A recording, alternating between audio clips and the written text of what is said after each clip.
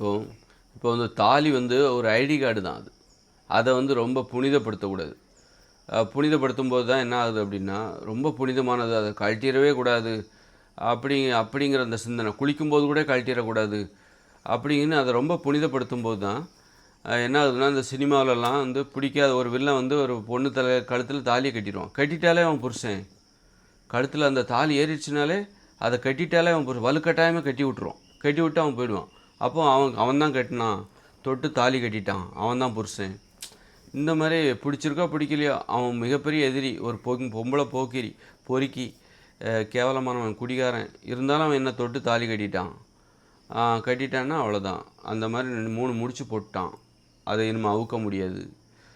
2 முடிச்சு போட்டாலாவது அவுக்கலாம், 1 முடிச்சு போட்டாலாவது. 3 வேற முடிச்சு வேற போட்டான், அவுக்க முடியாது. அதில் 1 முடிச்சு போட்டாலே மீதி 2 முடிச்சு நானே போட்டுக்கிறோம். அவன் தொட்டு தாலி கட்டிட்டாலே அந்த தாலியை கழட்டக்கூடாது. இப்படி தாலியை ரொம்ப புனிதப்படுத்தும் போது இன்னும் பல பிரச்சனைகள் உருவாகி விடுகிறது.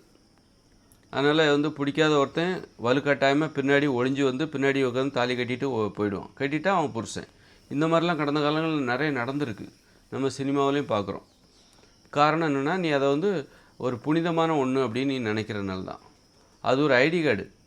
தாலிங்கிறது வந்து ஒரு ஐடி கார்டு. நீ தூங்கும்போது கழட்டி வச்சிடலாம். மற்றவங்களுக்கு காமிக்கணும், எனக்கு கல்யாணம் ஆகிடுச்சின்னு காமிக்கிறதுக்கான ஒரு ஐடி கார்டு, அவ்வளோதான்.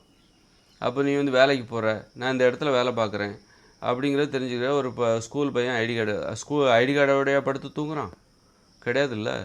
அதுபோல் நம்ம வேலைக்கு போய்ட்டு ஐடி கார்டை கழட்டி வச்சிடறோம்ல, அதுபோல் நீங்கள் தூங்கும்போது தாலியை கழட்டி வச்சிடலாம். அந்த அளவுக்கு தான் அதுக்கு மதிப்பு. அதை ரொம்ப புனிதப்படுத்துனீங்கன்னா அது இன்னும் பல பக்க விளைவுகளை ஏற்படுத்தும். அதை புனிதப்படுத்துனீங்கன்னா கழட்டக்கூடாது.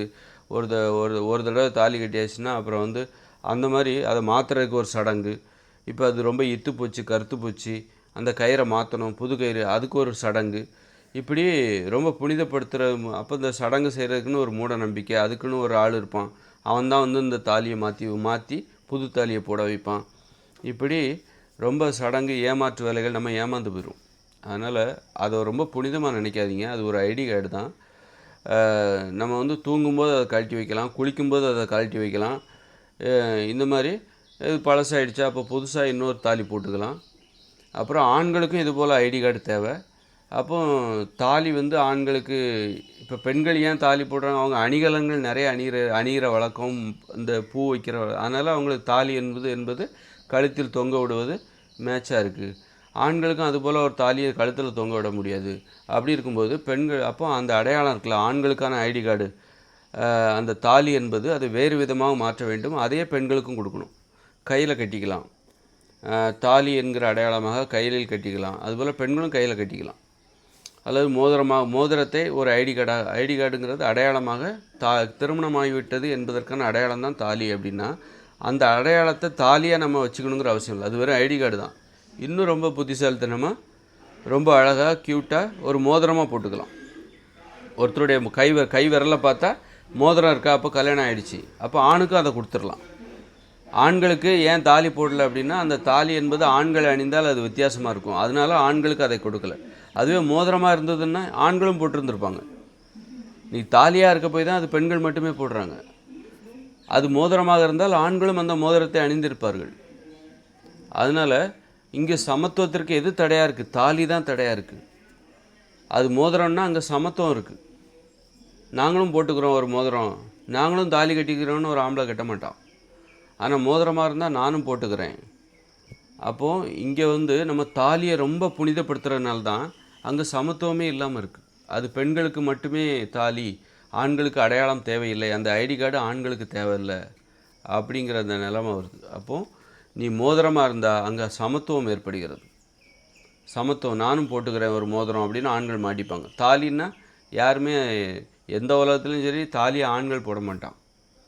காரணம் என்னென்னா, அது வந்து ஒரு அணிகலன் மாதிரி, ஒரு தலையில் பூ வச்சுக்கிற பெண்களின் உணர்வு போல் பெண்களுக்கான அது உணர்வாக மாறிவிடுகிறது.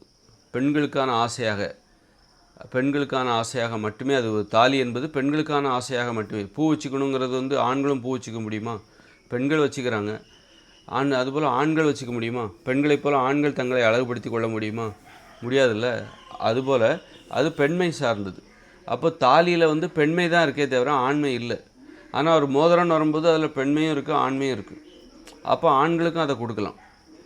அப்போ தாலி என்பது ஒரு பெண்ணடிமைத்தனத்தின் ஒரு அடையாளம், ஆண் ஒரு சமத்துவமின்மையின் ஒரு அடையாளம், அப்படி தான் நம்ம பார்க்கணும். அதனால் தாலி என்கிற ஐடி கார்டை நம்ம மோதிரம் என்கிற ஐடி கார்டாக மாற்றணும். அது ஆண்களுக்கும் அந்த ஐடி கார்டை கொடுத்துடலாம். அப்போ மோதிரம்னாலும் மோதிரத்தை கட்டக்கூடாதா, அதை புனிதப்படுத்திடக்கூடாது.